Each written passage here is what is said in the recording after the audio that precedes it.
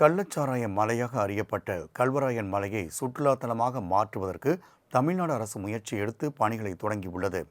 கல்வராயன் மலையின் சிறப்புகள் என்ன, கள்ளச்சாராய மரணம் நிகழ்த்திய சோகங்களும் நமது மாலை முரசு தொலைக்காட்சி மூலம் கல்வராயன் மலையில் உண்டான மாற்றங்களும் என்ன பார்க்கலாம் இந்த தொகுப்பில். நமது மாலை முரசு தொலைக்காட்சியில் கடந்த ஆண்டு ஜூன் 21ஆம் தேதியன்று நெற்றிக்கண் நிகழ்ச்சியில் கல்வராயன் மலையில் விஷச்சாராயம் குடித்து உயிரிழந்த விவகாரம் குறித்து விவாதம் நடத்தப்பட்டது. சண்டை போடுற விஷயம் இல்லை, இது அரசியல் அல்ல. இது ஒரு மிக மிக தாழ்த்தப்பட்ட மக்களுடைய சமுதாய பிரச்சனை. செத்துக்கிட்டு இருக்கான், தினம் சாவுறான். 2014 தினம் தினம் தினம் தினம் போராடுறேன், தினமும் போராடிக்கிட்டு இருக்கிறதுக்காக. இப்போ நான் சொல்கிறேன் சார், கையில் வச்சுருக்கேன். என்றைக்கே நான் ஏதாவது பேப்பர் எடுத்தாந்து பார்த்துருக்கீங்களா சார்? எந்த காலத்துலையாவது பேப்பர், பேனா, கண்ணாடி கிடையாது. ஏன் எடுத்தாந்துருக்கேன்? இவ்வளோ பெரிய பண்டில், அதில் ஒரு 6 எடுத்தாந்துருக்கு இங்கே காமிக்கிறதுக்கு புரியும். இதில் பேசிய முதுநிலை வழக்கறிஞர் தமிழ்மணி, கல்வராயன் பகுதியில் வசிப்பவர்களுக்கு மாற்று தொழிலே இல்லை என்றும் அவர்கள் பட்ட கஷ்டங்கள் சொல்லில் அடங்காது என்றும் கூறியிருந்தார். இவ்வளவு கஷ்டப்பட்டு ஏன்னா செத்துருவான் போல் இருக்கு. லட்சக்கணக்கான பேர், வேற ஒன்றுமே தெரியாது அவனுக்கு. பொம்பளை, எல்லா பொம்பளையும் சாரா குடிப்பாங்க.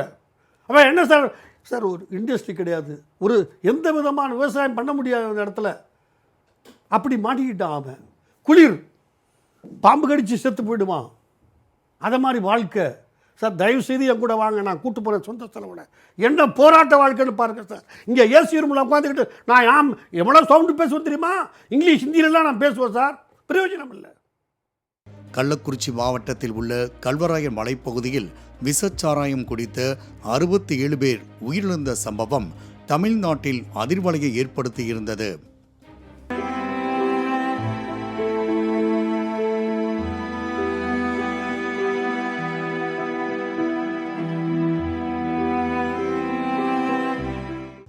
விஷச்சாராயம் குடித்து இறந்தவர்களின் நிலையைக் கண்டு தமிழக மக்கள் கலங்கி போயினர். கல்வராயன் மலையில் வசிப்போர் பலருக்கும் மாற்று தொழில் இல்லாததும் அங்கு நடக்கும் சம்பவங்கள் அனைத்தும் காண முடியாதவை என நெற்றிக்கண் விவாத நிகழ்ச்சியில் தமிழ்மணி கருத்துக்களை பரிமாறினார்.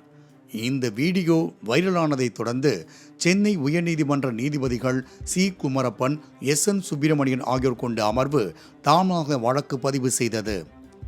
கல்வராயன் மலையை பொறுத்தவரை கடந்த சில ஆண்டுகளாக சாராயம் கடத்துவதற்கான ஒரு பகுதியாகத்தான் இருந்து வந்தது.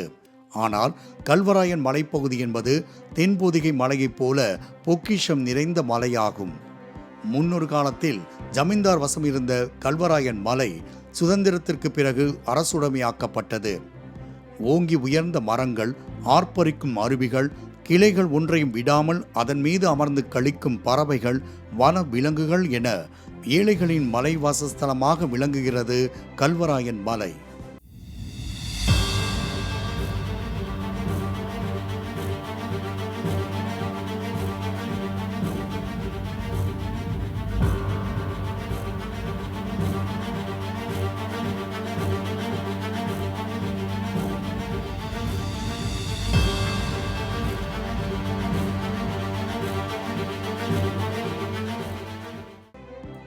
ஆயிரத்து 95 சதுர கிலோமீட்டர் பரப்பளவும் 2000 அடி உயரமும் கொண்ட இந்த கல்வராயன் மலையில் காராளன் என்று அழைக்கப்படும் மலையடி பழங்குடியினர் பல தலைமுறையாக வசித்து வந்தனர்.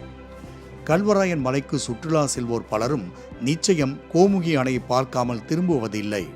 குழந்தைகள் பூங்கா, படகு குழாம் போன்றவை உள்ள இப்பகுதியில் காட்டுப்பன்றி, செந்நாய், மான், கரடி போன்ற விலங்குகளையும் பார்க்க முடியும். கண்கொள்ளா காட்சிகள் நிறைந்து காணப்படும் கல்வராயன் மலை கள்ளச்சாராய மலையாக சில ஆண்டுகளாக மாறிப்போனது. கடந்த ஆண்டு விஷச்சாராயம் குடித்து 60க்கும் மேற்பட்டோர் பலியாகிய நிலையில் அதனால் ஏற்பட்ட சோக வடுக்களும் இன்னும் குறையாமல் தான் உள்ளது.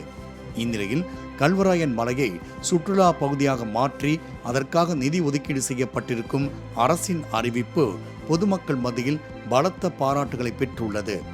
சுற்றுச்சூழல் சுற்றுலாவை மேம்படுத்துகிற வகையில் கவியும் அருவி, மேகம் அருவி, மணிமுக்தா அணை, கோமிகை அணை பகுதிகளில் சுற்றுச்சூழல் மேம்பாட்டுக்கும் அங்கே இருக்கக்கூடிய அடிப்படை உள்கட்டமைப்பை மேம்படுத்துவதற்கும் சுமார் 10 கோடி ரூபாய் நிதி ஒதுக்கி அதன் வாயிலாக அங்கே பணிகளை மேற்கொள்ளவிருக்கிறது நாங்கள் எல்லாமே அங்கே வரவேற்கிறோம். அதன் வாயிலாக அந்த பகுதியுடைய சமூக பொருளாதார முன்னேற்றம் மிகப்பெரிய அளவில் மாற்றத்தை காணும் அப்படிங்கிறத நம்புகிறோம். மக்களுக்கு தேவையான உடனடியாக பேருந்து வசதிகளை மேம்படுத்தி தர வேண்டும். அங்கே இருக்கிற குக்கிராமங்களுக்கு, அங்கே இருக்கிற மக்களுக்கு தேவையான சாலை வசதி, பேருந்து வசதியை ஏற்படுத்தி கல்வராயன் மலையை இந்த ஆட்சி முடிவதற்குள் மிகப்பெரிய சுற்றுலா தலமாக அறிவித்து மக்களுடைய பொருளாதாரம், கல்வி, வாழ்வியல் போன்றவற்றை மேம்படுத்த வேண்டும் என்று கேட்டுக்கொள்கிறோம். அதற்கு முன்பாக கல்வராயன் மலைப்பகுதி வாழும் மக்களுக்கு அடிப்படை வசதி, பொருளாதார மேம்பாட்டு வசதி, கல்வி வசதி போன்றவற்றை உடனடியாக நிறைவேற்றி தருமாறு தமிழ்நாடு அரசுக்கு சென்னை உயர்நீதிமன்றம் உத்தரவு பிறப்பித்தது. இது ஒரு பக்கம் இருந்தாலும் இத்தனை நாள்களாய் கள்ளச்சாராயம் காய்ச்சப்பட்ட பகுதி என அழைக்கப்பட்டு வந்த கல்வராயன் மலை இனி பிரபல சுற்றுலா தலமாக மாறப்போகிறது. மேகமருவி, கவயமருவி, கோமுகி அணை, மணிமுக்தா அணை போன்றவை அருகருகே இருக்கும் இப்பகுதியில் சிறுவர் பூங்கா, உணவகம் ஆகியவை அமைக்கப்பட உள்ளது. இரவு நேரங்களிலும் மக்கள் அச்சமின்றி சென்று வரும் வகையில் மின் விளக்குகள், இருக்கைகள் போன்றவை செய்யப்பட உள்ளது. மேலும் சேலம் மாவட்டம் கருமந்துறையில் உள்ள தோட்டக்கலைத்துறை படப்பண்ணை எரிப்பகுதிக்கு செல்லும் வகையில் படகு குழாம் அமைக்கப்பட உள்ளது. கல்வராயன் மலையை சுற்றுலா தலமாக்குவதற்காக முதற்கட்டமாக 10 கோடி ரூபாய் ஒதுக்கியுள்ளார் சுற்றுலாத்துறை அமைச்சர் ராஜேந்திரன். கல்வராயன் மலையில் சேலம் மாவட்ட எல்லையில் இருக்கிற கருமந்துறையில் இருக்கிற மாம்பழ பண்ணை இருக்கிறது. அது தோட்டக்கலைத்துறைக்கு சொந்தமானது. அந்த மாம்பழ பண்ணையில் இருக்கிற ஏரியில் படகு குழாம் அமைத்திட வேண்டும் என்று மாண்புமிகு முதலமைச்சர் அவர்கள் உத்தரவிட்டிருக்கிறார்கள். பெரியார் அருவி, கவியம் அருவி, அதேபோல் கோமுகி அணையில் இருக்கிற பூங்கா, அதேபோல் மணிமுக்தா அணையில் இருக்கிற பூங்கா, இவற்றையெல்லாம் மேம்படுத்த வேண்டும் என்று அறிவுறுத்தி அதற்காக நிதியினையெல்லாம் ஒதுக்கி தந்திருக்கிறார்கள் மாண்புமிகு முதலமைச்சர் அவர்கள். அந்த அடிப்படையில் அந்த பகுதியிலே சுற்றுலா பயணிகள் வருகைக்கு தேவையான முயற்சிகள் இந்த பணிகள் மூலம் எடுக்கப்பட்டிருக்கிறது. இப்போது வெளியிட்டிருக்கும் அறிவிப்பு கள்ளக்குறிச்சி, சேலம், திருவண்ணாமலை மாவட்ட மக்களை மகிழ்ச்சி கடலில் ஆழ்த்தியுள்ளது.